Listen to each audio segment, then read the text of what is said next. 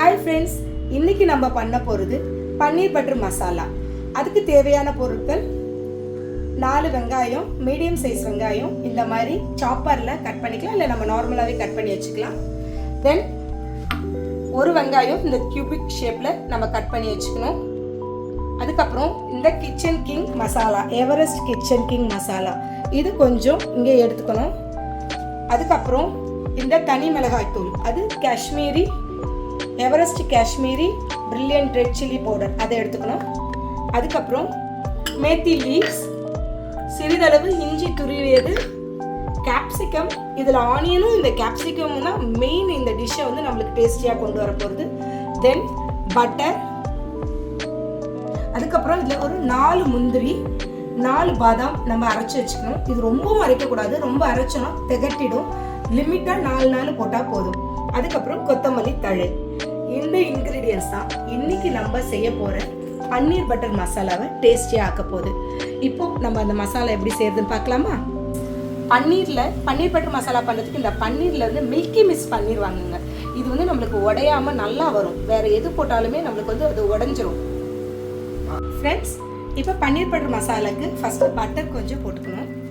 போட்டுட்டு இதுலேயே நம்ம வீட்டு ஆயில் இருக்கு இல்லையா, சன்ஃப்ளவர் ஆயிலோ கல்யாணம் எதோனாலும் அப்படி ஊற்றிக்கலாம். ஊற்றிட்டு அதுக்கப்புறமா இந்த மசாலா செட் இருக்குது, இந்த பட்டை லவங்கம் அந்த மாதிரி கொஞ்சம் ஐட்டம் அது கொஞ்சம் போட்டுக்கலாம். அதுக்கப்புறம் இதுக்கு ஒரு ஸ்பெஷலி வந்து ஜீரகம், இது வந்து நான் உங்களுக்கு அப்போ மென்ஷன் பண்ணல, ஜீரகம் கொஞ்சம் போடணும். இப்போ வந்து நம்ம போட்டது பட்டரில் இந்த பட்டை லவங்கம் இந்த ஜீரகம் எல்லாமே பொரிஞ்சிடுச்சு. இப்போ நம்ம ஆனியன் போடுறோம்.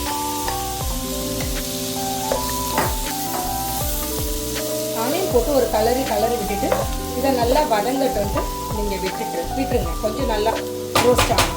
இந்த கேப்பில் நம்ம என்ன பண்ணுறோம்னா, இந்த கடாயில் கொஞ்சம் ஆயில் போட்டுக்கிறோம்.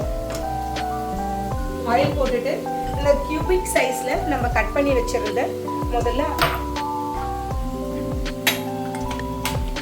இந்த கியூபிக் சைஸில் நம்ம கட் பண்ணி வச்சிருந்த இந்த ஆனியனை இதில் போடணும். அதுக்கப்புறமா இந்த கேப்சிகம், இது ரெண்டும் தனியாக தான் நம்ம ஃப்ரை பண்ணி ஃபைனலி தான் நம்ம இந்த மசாலாவோட ஆட் பண்ண போகிறோம்.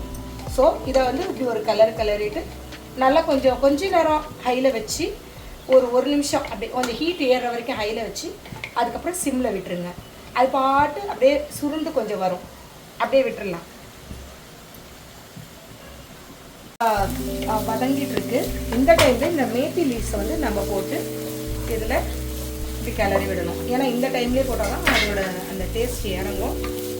தென் வந்து இந்த முந்திரி பாதாம் பேஸ்ட் இருக்குது இல்லைங்களா, 4 முந்திரி 4 பாதாம், அதையும் நம்ம இதில் போடணும். இந்த டைம்லேயே நம்ம அந்த இஞ்சி துருவி தான் போடணும், அரைச்சி போடக்கூடாது, ஏன்னா அந்த டேஸ்ட் வராது. இப்போ இது நல்லா கொஞ்சம் வதங்கிறதுக்கு கொஞ்சம் நேரம் டைம் எடுக்கும். வெங்காயம் இந்த ஸ்டேஜில் இப்போ நம்ம போட்ட பொருளெல்லாம் வதங்கின ஸ்டேஜில் இப்போ இந்த டொமேட்டோ க்யூரி, அதாவது தக்காளி பேஸ்ட்டு, இது வந்து ரொம்ப போடக்கூடாது.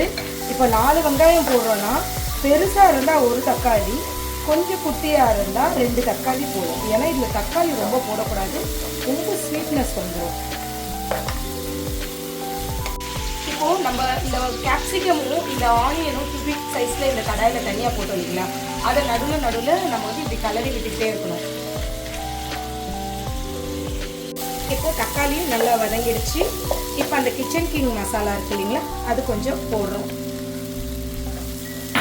அதுக்கப்புறம் இந்த தனி மிளகாய் தூள் நான் சொன்னேன் இல்லைங்களா, அந்த காஷ்மீரி டிக்கலன் எவரெஸ்ட் அது தனி மிளகாய் தூள், அது போட்டு நல்லா கிளறி விடணும்.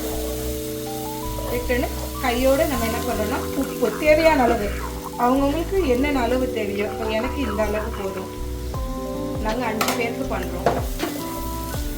இது நல்லா வதங்கணும். இப்போது நல்லா வதங்குச்சுன்றதுக்கு எப்படி பார்த்தீங்கன்னா, அது பாருங்கள், இந்த சைடில் இந்த எண்ணெய் கசிடும் அப்படியே, அதுதான் வந்து நம்மளுக்கு நல்லா வதங்கிருக்குன்னு அர்த்தம். இந்த டைமில் உங்களுக்கு எப்படி செமி கிரேவியா அதுக்கேற்ற மாதிரி வாட்டர் கண்டென்ட் நீங்கள் ஊற்றணும். இப்போ எங்கள் வீட்டில் பார்த்தீங்கன்னா நாங்கள் ரொம்ப கிரேவியாக சாப்பிடுவோம், ஒரு மாதிரி செமி கிரேவியாக சாப்பிடுவோம். ஸோ அதுக்கேற்ற வாட்டர் வந்து நான் ஊற்றிருக்கேன். இந்த ஸ்டேஜில் நம்ம பன்னீரை போடுறோம். இப்போ வந்து நாங்கள் 5 பேர் இருக்கோம் வீட்டில், அதனால் எங்களுக்கு 2 கப் பன்னீர் போடுறோம். இப்போ வந்து 2 பேர் 3 பேர்னால் உங்களுக்கு 1 கப் பன்னீரே போடும். அந்த நம்ம வந்து 5 பேர் இருக்கிறதுனால நான் 2 கப் பன்னீர் வந்து போடுறேன். பன்னீர் போட்டு 1 நிமிஷம் போதும். இந்த மாதிரி நல்லா குக் ஆகிடும். அந்த டைமில் நம்ம இங்கே தனியாக வச்சுருந்தோம் இல்லைங்களா, அந்த கேப்சிகமும் இந்த ஆனியனும் அந்த ஆயிலில் போட்டு குக் பண்ணியிருந்தோம் இல்லையா, இதை அதில் போடணும்.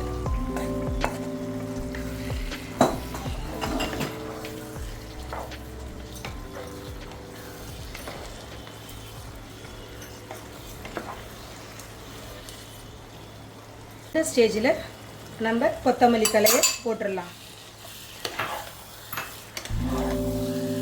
சுவையான பன்னீர் பட்டர் மசாலா நம்மளுக்கு ரெடி ஆயிடுச்சு. எடுத்து நம்ம சர்வ் பண்ண வேண்டியதுதான். வாவ், இத பாருங்க ஃப்ரெண்ட்ஸ்.